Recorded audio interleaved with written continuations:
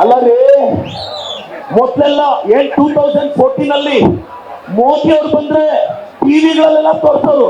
ಇವಾಗ ಮೋದಿ ಅವ್ರು ಬಂದ್ರೆ ಬಂದಿದ್ ಯಾವಾಗ ಹೋಗಿದ್ ಯಾವಾಗ, ಟಿವಿ ಅವರು ಕೂಡ ಆಸಕ್ತಿ ಹೊರಟೋಗಿದೆ ಅವ್ರ ಮೇಲೆ.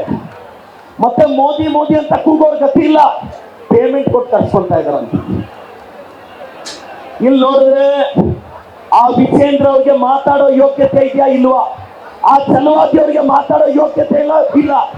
ನಮ್ ಖರ್ಗೆ ಸಾಹೇಬ್ರ ಮೇಲೆ ಬೆಳಗ್ಗೆಯಿಂದ ಸಂಜೆವರೆಗೂ ಲಾಸ್ಟ್ 30 years ಇಂದ ಖರ್ಗೆ ಸಾಹೇಬ್ರು ಬಕೆಟ್ ಹಿಡಿದು ಮೇಲೆ ಬಂದಿರೋ ಚಲವಾದಿ ಕೇಳ್ತಾ ಇದೀವಿ. ನಿಮ್ ಬಾಯಿಗೆ ಏನಾಗಿದೆ? ಯಾಕೆ ಮೆಡಿಕಲ್ ಆಕ್ಸಿಡೆಂಟ್ ಬಗ್ಗೆ ಮಾತಾಡೋ ಯೋಗ್ಯತೆ ಅಲ್ವಾ? ಅಶೋಕಣ್ಣ, ನಿನ್ನ ಈ ಕರ್ನಾಟಕದಲ್ಲಿ ಅಷ್ಟು ಸಖತ್ತಾಗಿ ಇಂಗ್ಲಿಷ್ ಮಾಡೋರು ಯಾರಾದ್ರೂ ಇದ್ರೆ ಮಾತಾಡೋರು, ಅದ್ ನಮ್ಮ ಅಶೋಕಣ್ಣ.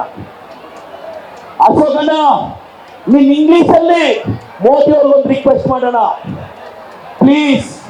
ಇನ್ನ ವಿಜೇಂದ್ರ ಅವ್ರು ಇದ್ದಾರೆ, ಆ ಸುನೀಲ್ ಕುಮಾರ್ ಅವ್ರು ಇದ್ದಾರೆ. ಸುನೀಲ್ ಅಣ್ಣ, ನಿಮ್ ಉಡುಪಿ ಭಾಗದಲ್ಲಿ ಸಾವಿರಾರು ಮಕ್ಕಳು ಸೆಲೆಕ್ಟ್ ಆಗ್ತಾರೆ ನೀಟಲ್ಲಿ, ಯಾಕಣ್ಣ ಸೈಲೆಂಟ್ ಆಗಿದ್ಯಾ? ಸೋಮಣ್ಣ ಸಾಹೇಬ್ರೆ, ನೀವು ಬರೀ ರೈಲು ಬಿಟ್ಕೊಂಡೇ ಇದ್ದೀರಾ. ರೈಲು ವಿದ್ಯಾರ್ಥಿಗಳ ಭವಿಷ್ಯದ ಜೊತೆ ಬದುಕು ಜೊತೆ ಆಟ ಆಡ್ಬೇಡಿ.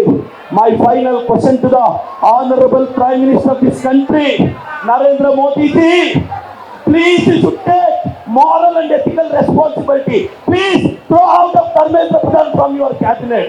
ಇಲ್ಲಿ ನಮ್ಮ ಪ್ರಹ್ಲಾದ್ ಜೋಶಿ ಅವರಿದ್ದಾರೆ. ಶನಿವಾರದ ಬಗ್ಗೆ ಮಾತಾಡೋ ನಿಮಗೆ 25 ಲಕ್ಷ ಮಕ್ಕಳ ಭವಿಷ್ಯದ ಬಗ್ಗೆ ಮಾತಾಡೋ ಯೋಗ್ಯತೆ ಇಲ್ವಾ? ಪ್ರಹ್ಲಾದ್ ಜೋಶಿ ಅವರೇ, ಯೋಗ್ಯತೆ ಇಲ್ವಾ? ಮಕ್ಕಳ ಭವಿಷ್ಯ ನಿಮಗೆ ಬೇಡವಾ? ನಿಮ್ಮ ಮೊಮ್ಮಕ್ಕಳ ಜೊತೆ ಅಷ್ಟು ಪ್ರೀತಿಯಿಂದ ಆಟ ಆಡ್ಕೊಂತೀರಾ? 25 ಲಕ್ಷ ಮಕ್ಕಳು ಅವ್ರ ಅಪ್ಪ ಅಮ್ಮ ಮಕ್ಕಳು ತಾನೆ ಅಂತ ಹೇಳ್ತಾ ನಾನು ಒಂದು ಮಾತಾಡಕ್ ಇಷ್ಟಪಡ್ತೀನಿ. ಮೋದಿ ಸರ್ಕಾರನ ಕಿತ್ತೊಸಿದ್ರೇನೆ ಜನತೆಗಳಿಗೆ ಜಸ್ಟಿಸ್ ಸಿಗೋದು.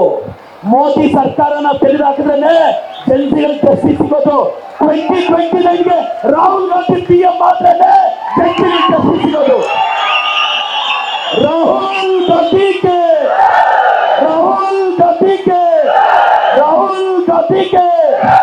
Rahul for PM 2029.